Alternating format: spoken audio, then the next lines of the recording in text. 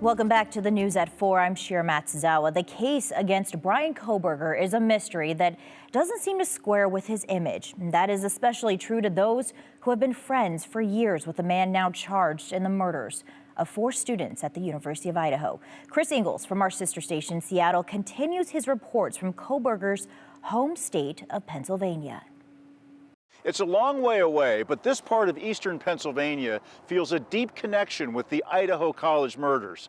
That's because the suspect, Bryan Kohberger, spent his teenage years here and most of his adult life before he moved to Washington State last summer. In December, people here were hit by a fact as cold and hard as steel, the once towering industry that fueled this part of Pennsylvania. One of their own was charged in a mass murder 2,500 miles away. So I looked it up, I typed, Idaho murders, and then, holy crap, that's Bryan. That's Bryan, I know Bryan, That's wild to me. It's a shock, seeing someone you've known on TV. Jack Baylis met Bryan Kohberger in 8th grade when the two of them ran with a group of boys in this neighborhood near Albrightsville, Pennsylvania. I want to say he wanted to be a cop since he was younger. What kind of teenager was he? He was pretty normal. He was definitely heavier set, and that caused issues in school, apparently. But in high school, dramatic changes washed over Kohberger, according to several friends, including Baylis. I believe it was the weight loss first. And I was, I want to say 14 to maybe 16, in between there was the big weight loss. I could be wrong on this, but I'm pretty sure that's what it was. And then it was the drugs. How did he get started in drugs? He got in drugs via an acquaintance of his. It was definitely heroin. It was pretty gnarly. Baylis doesn't know exactly when Kohberger got clean. Last I saw him, he was pretty lucid. But the two reconnected after Kohberger enrolled at DeSales University in Center Valley, right around the corner from Baylis's home.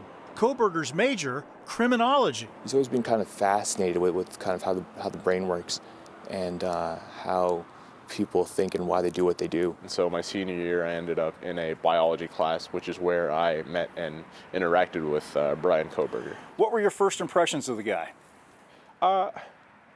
Bryan seemed normal enough. But that opinion did not last for Vernard James, a DeSales film student in 2018 when he attended a class with Kohberger. One of the big parts of that biology class that we were in, we had a group project as a part of our final grade. With 4 DeSales classmates on the project, Kohberger was chosen as team leader. Not surprising for the student DeSales professor Michelle Bolger called brilliant and one of the best students ever, according to an article in the Daily Mail. Dr. Bolger declined to comment to King 5. But to some classmates at the Christian University, Kohberger seemed more like a know-it-all. The way that he came across in his speech, kind of person who has to use big words, the one always raising his hand in class. And what happened then towards the end of this whole thing? We're approaching the due date, and I was feeling like I was left out to dry. Vernard James says Kohberger completed the class project without including him, resulting in a failed class in Vernard's final year at DeSales.